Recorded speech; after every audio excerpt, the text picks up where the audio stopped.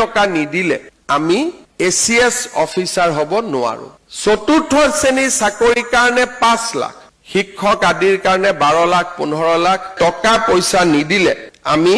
চাকৰি পাব নোৱাৰো চৰকাৰী চাকৰি আমি 60% মেধাৰ ওপৰত পাইছিলো ইন আৱাৰ টাইম বাট যেতিয়া আমাৰ নেক্সট 5টা বেটছ আহিলে লাহে লাহে অসমত পৰিৱৰ্তন হল যে টকা পইচা নিদিলে আমি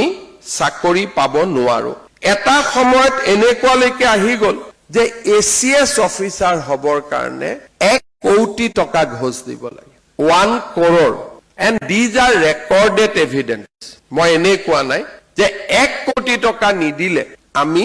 ACS অফিচাৰ হ'ব নোৱাৰো চতুৰ্থ শ্ৰেণীৰ চাকৰিৰ কাৰণে 5 লাখ শিক্ষক আদিৰ কাৰণে 12 লাখ 15 লাখ এই ধৰণে এটা বজাৰত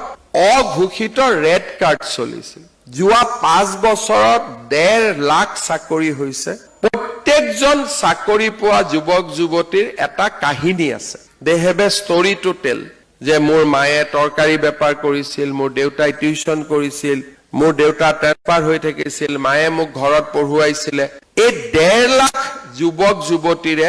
এটা ষ্টৰী আছে যেটো তেওঁলোকে নতুন প্ৰজন্মক ক'ব বিচাৰে